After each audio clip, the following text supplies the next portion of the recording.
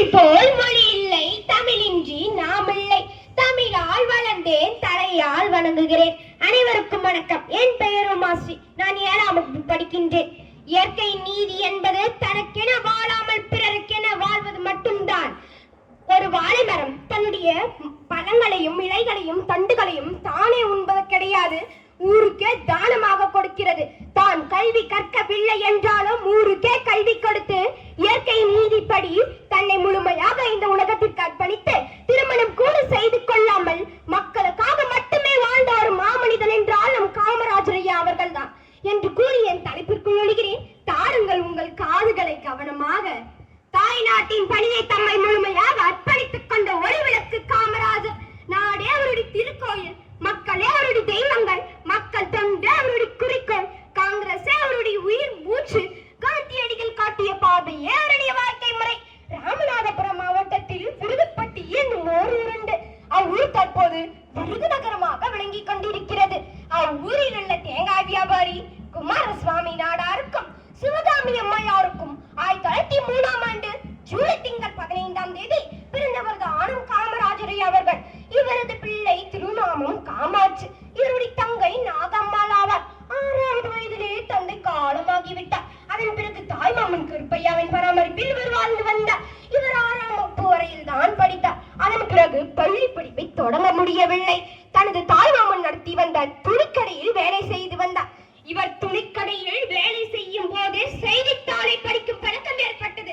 அதன் பிறகு இவர் விடுதலை கூட்டங்களுக்கும் செல்வார். இவர் விடுதலை இயக்கத்தில் ஈடுபடுவதே அவருடைய குடும்பத்தினருக்கு விரும்பவில்லை. அதனால் இவர் திருவனந்தபுரத்திற்கு அனுப்பினார்கள். அங்கு இவருடைய மற்றொரு தாய்மாமன் காய்கறி கடை வைத்திருந்தார். கடையில் வேலை செய்ய ஆரம்பித்தார்.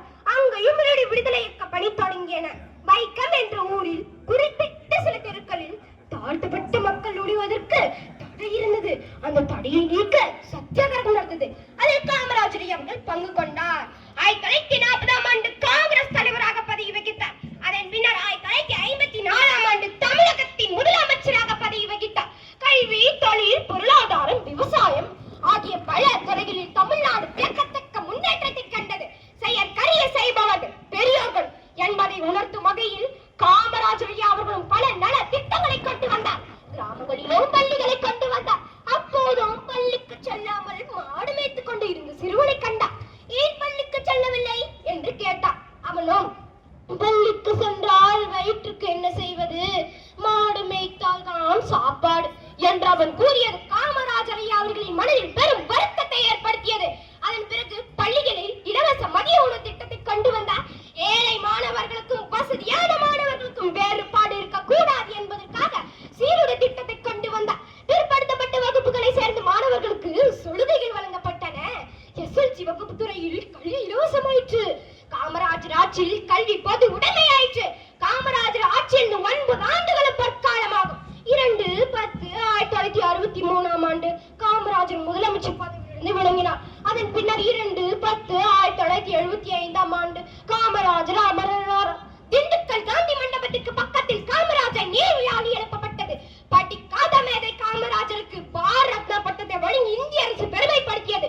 காமராஜர் இந்திய விடுதலை வீரர்களில் ஒருவராவார். உழைப்பால் உயர்ந்தவர், ஏழைகளுக்கு இறங்கியவர், எளியவர், துயர் துடைத்தவர், அரசியல் மேதையாக திகழ்ந்தவர், அரசியல் துறவியாகவே கடைசி வரை வாழ்ந்தவர் என்று கூறி விடைபெறுகிறேன். என் வாய்ப்பளித்த அனைவருக்கும் நன்றி, வணக்கம்.